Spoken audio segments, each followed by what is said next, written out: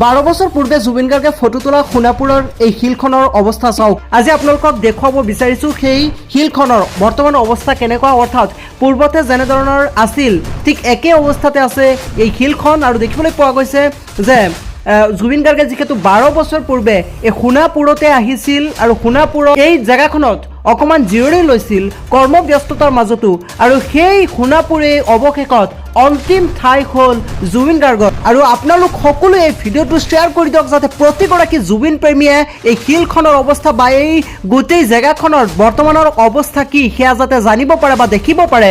খুবেই চৰ্চিত শিলখনৰ বৰ্তমান অৱস্থা, আৰু এই শিলখন সকলো ৰাইজে দাবী জনাইছে যে শিলখন বা ইয়াৰ যি চাৰিওফালৰ গছ গছনি সকলো সংৰক্ষণ কৰিব লাগে, সংৰক্ষণ কৰি যাতে এইসমূহ স্মৃতি হৈ থাকি যাব পাৰে। অৰ্থাৎ সোণাপুৰী যিহেতু অন্তিম স্থান হ'ল জুবিন গাৰ্গৰ বাবে, আৰু জুবিন গাৰ্গে যিহেতু 12 বছৰ পূৰ্বে একেখন জেগাতে আহি জিৰণি লৈছিল, আৰু সেই ঠাইখন সংৰক্ষণ কৰিবলৈ শ শ জুবিন অনুৰাগীয়ে দাবী উত্থাপন কৰিছে, আহ্বান জনাইছে চৰকাৰক। আপুনিও বিচাৰে নেকি যে এই জেগাখন সুন্দৰকৈ সংৰক্ষণ কৰি থ'বলৈ, কিয়নো ওচৰতে যিহেতু জুবিন গাৰ্গৰ অন্তিম ঠাই য'ত জুবিন গাৰ্গৰ অন্ত্যেষ্টিক্ৰিয়া সম্পন্ন কৰা হৈছিল।